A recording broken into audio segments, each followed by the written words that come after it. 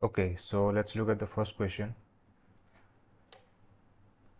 It says, let ABCD be a quadrilateral in the XY plane with AB parallel to CD and AD equals to BC.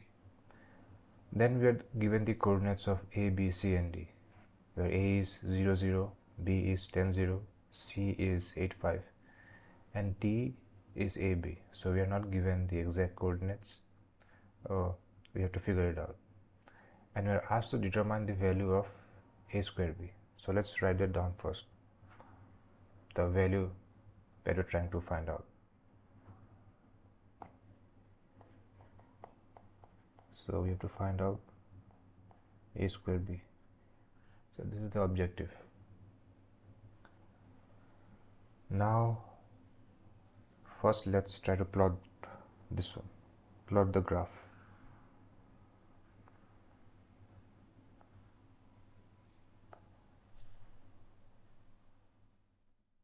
A is at 0, 0. So let's plot A here. B is at 10, 0. So let's take this to be 10, 0. Now should I be accurate? Okay, let me just, never mind.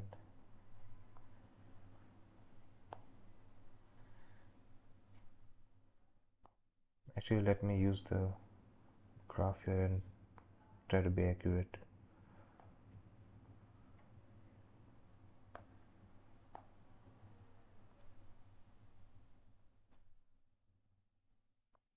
So this is A at 0, 0. So 10, so B is at 10, 0. So 1, 2, 3, 4, 5, 6, 7, 8, 9, 10.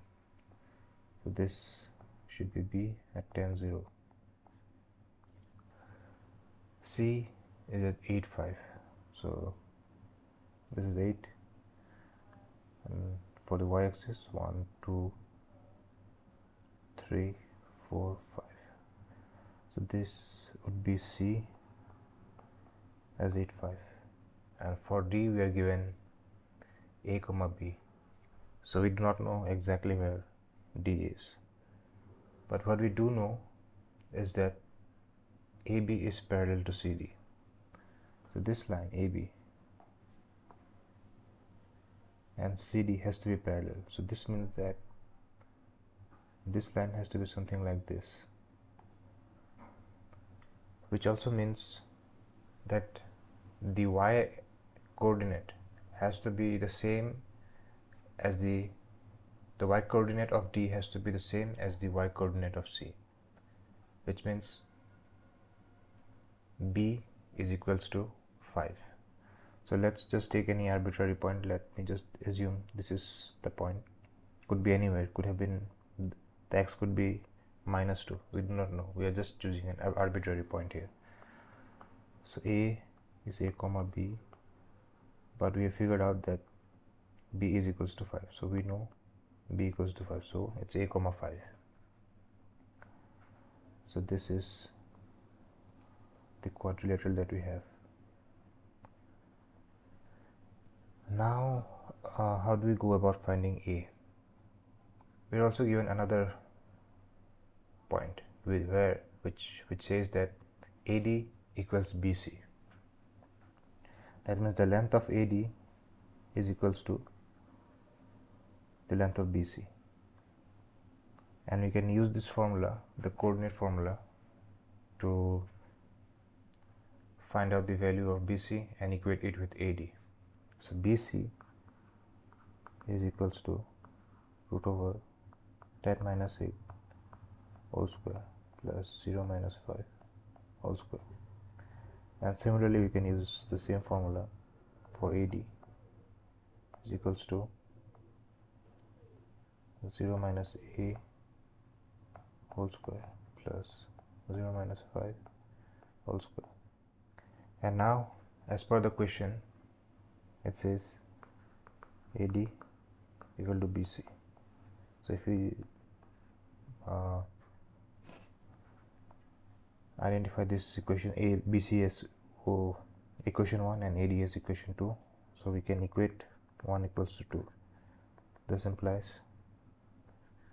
root over 10 minus 8 whole square plus 0 minus 5 whole square is equals to 0 minus a whole square plus 0 minus 5 whole square. Now taking the square root out, squaring both sides, we can cancel out the square roots. So we'll be remaining with 10 minus 8 whole square plus 0 minus 5 whole square equals to 0 minus a whole square plus 0 minus 5 whole square. So you can cancel 0 minus 5 whole square from both sides. So we are remaining with 10 minus 8 whole square equals to 0 minus a whole square. So 10 minus 8 whole square is just 2 whole square is equal to 0 minus a whole square is just a whole square. This means a whole square, sorry, a square equals to 4. This means a equal to plus minus 2. But we do not need this one because, as you remember, we are asked a square in the question itself. So there's no need to figure out whether it's plus 2 or minus 2, whether a is plus 2 or minus 2. We just need a square.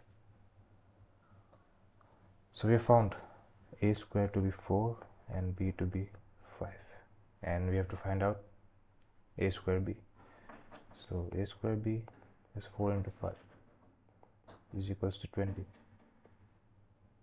So that's our answer. Let's look at question 2 now. It says the function is defined on the set of positive integers such that if n is an odd integer, fn equals to n minus 1, and if n is an even integer, fn equals to n square minus 1. So this is what we are given. So if n is odd, then fn equals to n minus 1, and if n is even, then fn equals to n square minus 1. Okay, now some other important information that we have here is this function is defined on a set of positive integers. So we will only be considering positive integers here. We won't consider any negative integers if it were to come while solving the problem. Okay, so now let's look at this. So we are to determine the sum of all possible values of n such that f of n equals to 99. So we have to find all values of n that satisfies this f of n equals to 99. You have to find all possible values that satisfies this function, and then we have to sum it all up, which will be our final answer. Okay, so before I proceed, you have to look at this one. Let's look at the two conditions that were given. So it says that if n is odd, then fn equals to n minus 1. So what will be this n minus 1? So if n is odd, so that means we have odd minus 1.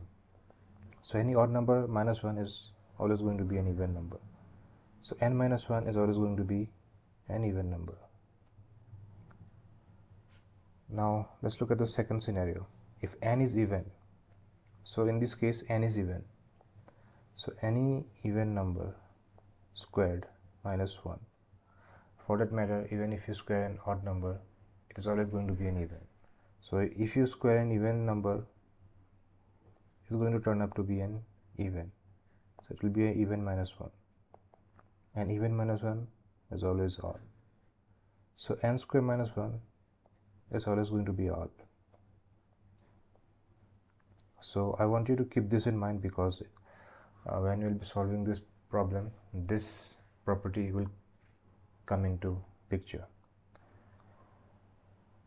Now let's try to solve this one.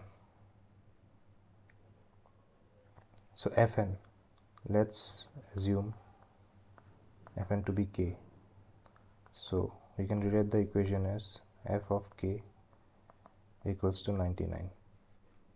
So what did we say? Okay, so now n is odd, and right now we figured out that if n is even, if n square minus 1 is odd, this means that n is even.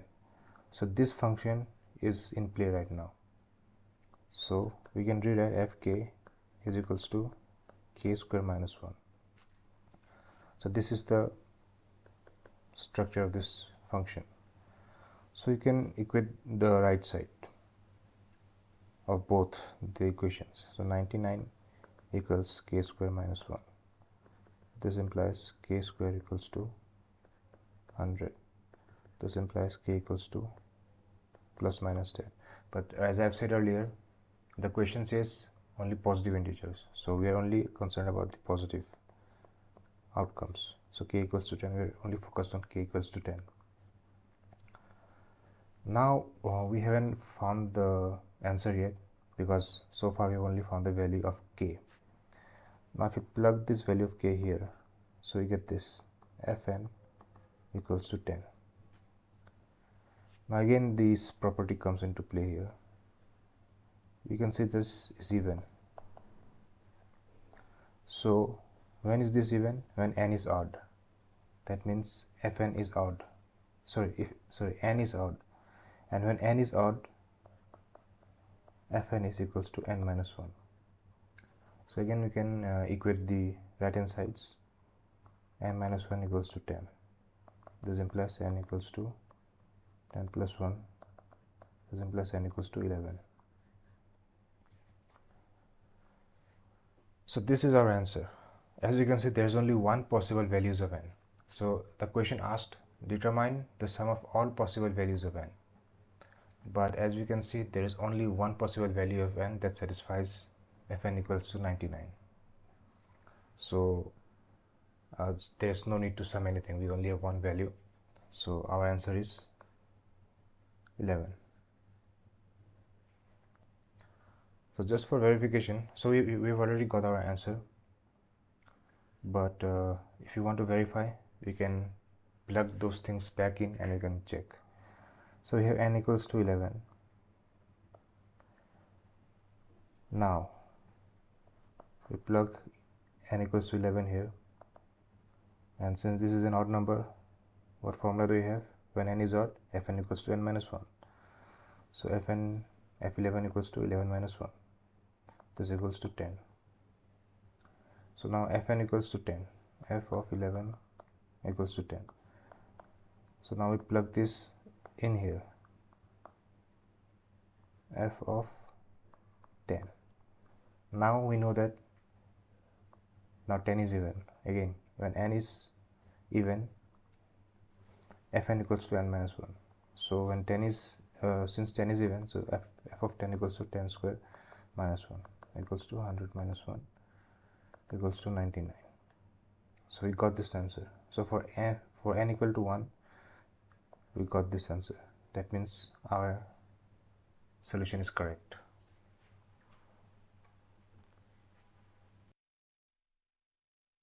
Let's look at question 3 now. So it says find the number of positive integers n less than or equal to 100 such that n is not divisible by any prime number other than 2 and 3. So first of all, let's look at the range. So it says positive numbers less than or equal to 100. So n is a positive number. So we have n. So by positive it has to be 1 or greater than 1, and it has to be less than equal to 100. So this is the range we are looking at. So we have to find all the integers n within this range that are divisible by 2, 3 or multiples of 2, 3. That means it should not be multiplied by, it shouldn't be divisible by any other prime number such as 5, 7, 11 or any other prime numbers, only 2, 3 or multiples of 2 and 3. So this means, what should be the structure of this number? What should it look like? It should look like something like this: 2 to the power a times 3 to the power b. So as you can see, it is made up of entirely 2 and 3. There are no other prime numbers. So all those numbers that satisfies this criteria and that are between 1 and 100 is going to be our solution. So this is a very long one, so I have solved it before once, and I'm going to show you the process. I'm going to walk you through the process. Okay, so let's look at this. So what you're going to do here is that, let me write this equation down again. N equals to 2 to the power a times 3 to the power b. So what we are doing here is that we are proceeding systematically. So for case 1, we assume a equals to 0. That means 2 to the power equals to 0. And for 2 to the power equals to 0, we are going to look at all possible combinations of the powers of 3. So let's just walk through this. The first possibility is 2 to the power 0 times 3 to the power 0, which means 1 times 1 equals to 1. Similarly, and obviously 1 is in between the range of 1 and 100. So this is a valid solution.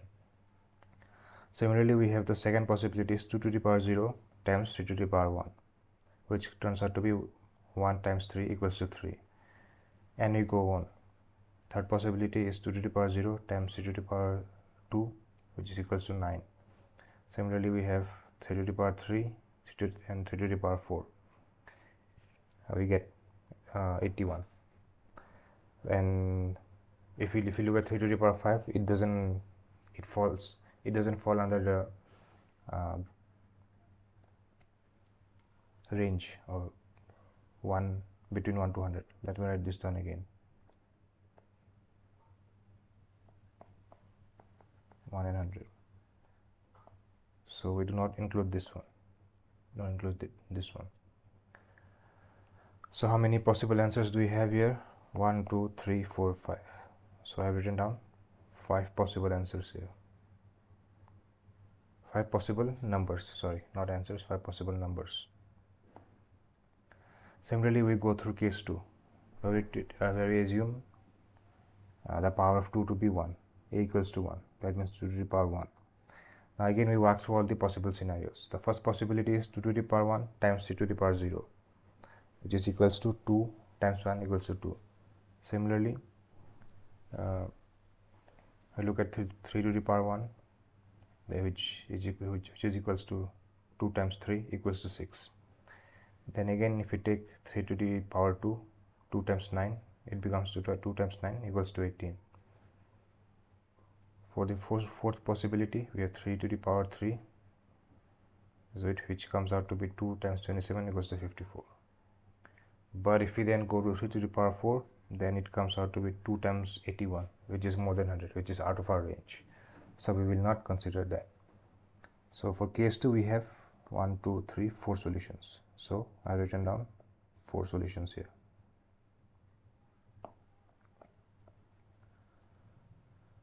In the same way, we now go for a equals to 2. Again, by now I think so you must be you might be getting familiar with the structure. So again, this side is constant. 2 to the power 2 is constant, and we run through all possible from 3 to the power 0 to the highest possible number of 3, which falls under the range. So again, for 3 to the power 0 it's 4, for 3 to the power 1 it's 12, for 3 to the power 2 it's 4 times 9 equals to 36. But when it comes to 3 to the power 3, it's 4 times 27, which is more than 36. Oh, sorry, it's just more than 100, because we know that 4 times 25 is 100. So 4 times 27 is obviously going to be more than 100. So this is not acceptable. So for case 3 we have 1, 2 and 3 possibilities. So I've written down 3 possibilities. So the same approach I have followed here for case 4, a equals to 3. Even here there are 3 possibilities. So I've written down 3 possibilities here. Then we have case 5 with a equals to 4. That means 2 to the power 4 equals to 60. Now again, if you look at 2 to the power 4 times 3 to the power 0, it's 16 into 1, 16. 16. Again, for the second possibility, 2 to the power 4 times 3 to the power 1 equals to 16 times 3 equals to 48. But if we move into the third one with the 3 to the power square, 3 to the power 2, we get 16 times 9, which is going to be more than 100. I think it's going to be 144 if I'm not wrong. Yeah, but anyways, this is more than 100. So here we have only 2 possibilities. So I've written down 2 possibilities. Moving on to case 6, we have a equals to 5. That means 2 to the power 5 equals to 32. So for case 1, we have 2 to the power 5 times 3, which is 32 times 1, 3 to the power 0. Okay, sorry, for first possibility, we have 2 to the power 5 times 3 to the power 0, which is equals to 32 into 1. That means 32. Then for the second possibility, we have 2 to the power 5 times 3 to the power 1, which is 32 into 3 equals to 96. So now we don't even have to look at 2 to the power 5 and 3 to the power 2, because we already got 96. So this one will be obviously more than 96. So we have only 2 possibilities here. And finally we have case 7, where a equals to 6. So when a equals to 6, 2 to the power 6 equals to 64. Here we have only one possibility. 2 to the power 6 times 3 to the power 0 is 64. So overall, how many possibilities that we got? 5 plus 4 plus 3 plus 3 plus 2 plus 2 plus 1. So I've written it down here. 5 plus 4 plus 3 plus 3 plus 2 plus 2 plus 1. And if we take the sum of all of that, we get the result to be 20. So our answer to the question is that, what was the question again? Find the number of positive integers n, which is between 1 to 100, such that n is not divisible by any prime number other than 2 or 3. So we have to find out the number of positive integers. So how many numbers are there? There are 20. So this is our answer. There are 20 integers between 1 and 100 that are only divisible by the prime numbers 2 and 3 and multiples of 2 and 3. So our final answer is 20.